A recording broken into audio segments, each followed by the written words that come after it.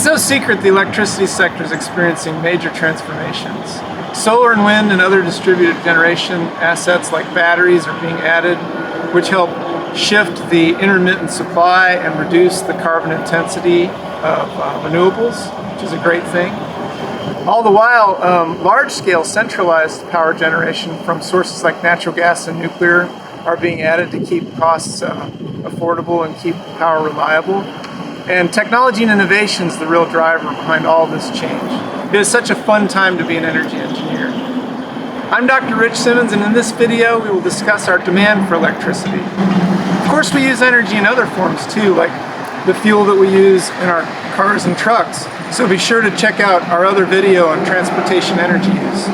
Before we delve in, let's trace the electrons on their journey from generation to the point where we use them. Typically, energy is generated from conventional sources and then put on high voltage transmission lines such as these.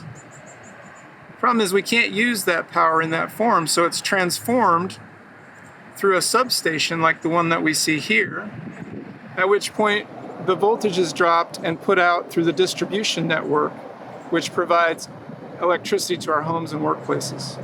So let's discuss the energy flow from the point of origin to the point of use. And a good means to do this is what's called a Sankey plot that you see here. The so-called Sankey plot gives us a great picture of the national story, but it's also very instructive to get down to a more granular level. For example, let's look at the southeast region. Here we see supply and demand broken out, but unique to a state's own given resources and needs. You can see that the electric sector, or for example the state of Georgia, is broken out by its unique resource base. And then similarly on the demand side, on the right hand of this plot, we see that demand is basically utilized in 4 primary categories. That is residential, commercial, industrial, and then the transportation sector. Now let's bring it home. Electricity isn't like a lot of the other things that we use, like food, water, money, toilet paper. Given enough space and the right conditions, we can store a lot of those commodities, for example, on shelves, in barrels, or in banks.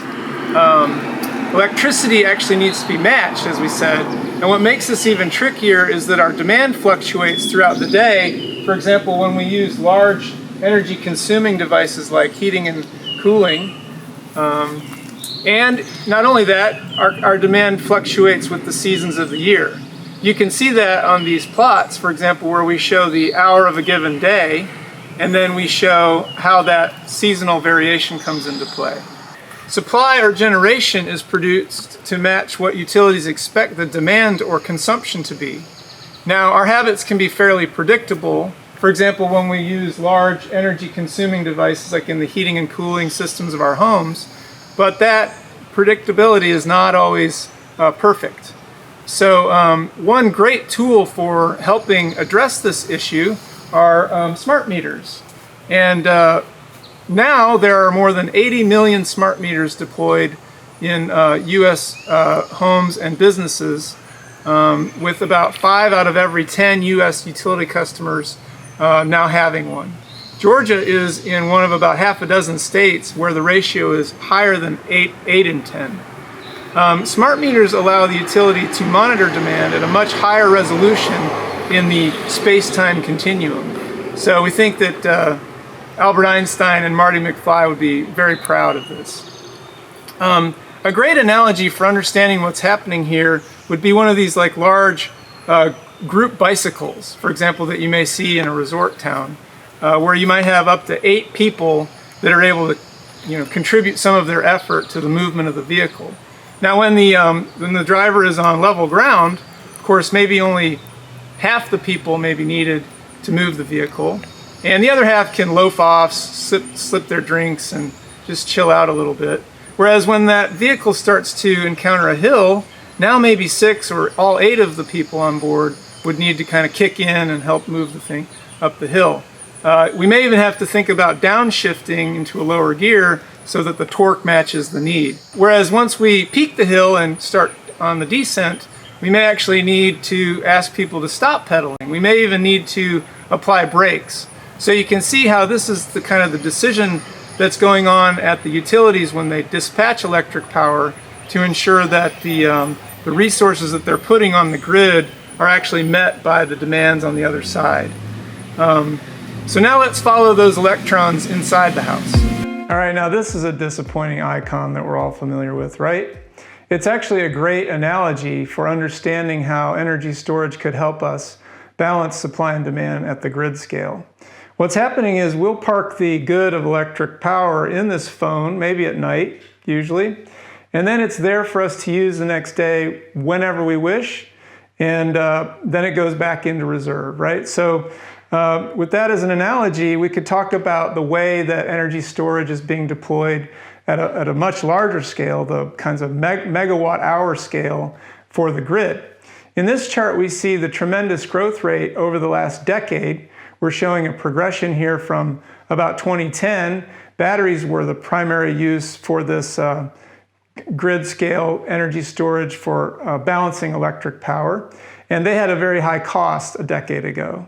And now we flash forward to the present day and we see how much more energy storage has been integrated on the grid. And that gives the grid operators much more flexibility and help balance these supply and demand mismatches.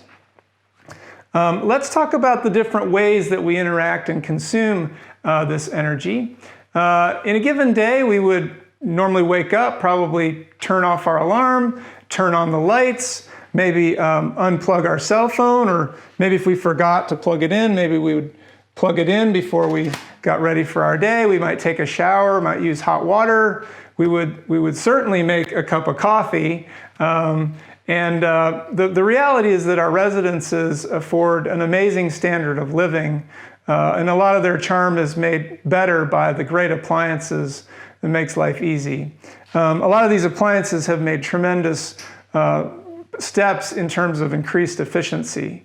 When we talk about the primary use categories, we can look at this pie chart that divides kind of the major sectors within a given residence. The predominant one being heating and cooling, as we have alluded to, which typically can use up to 40% of a given's household consumption. And obviously in certain areas it might even be greater. The heating and so forth energy needed to heat water is another large category. And then the next ones are food, the washing and drying of clothes, and then lighting and electrical devices. Let's talk for a minute about heating and air conditioning, since that's such a large one. There is a bit of a regional sensitivity to the share of which our energy is used for heating and cooling, particularly thinking about the hot and humid states of the southeast US would need obviously a lot more air conditioning, and yet we still have in many states 4 seasons, so there would still be a demand for heating in the winter. Sometimes that demand is met by high efficient heat pumps. In other cases, we're using natural gas to meet that need. And then we can talk about the success story of lighting. Tremendous growth in LED lighting and compact fluorescents have incredibly reduced the demand for our electricity. And at a rapid pace, things like efficiency in refrigerators and every kind of electric device with which we interface. Now, when we think about it, we can just appreciate these electrons that we use. And one way that we could sort of pay homage to that is, of course, to enjoy a nice cup of coffee here and celebrate the service the electron provides us. Oh shoot, I think I'm late for work. Darn, my phone's not charged.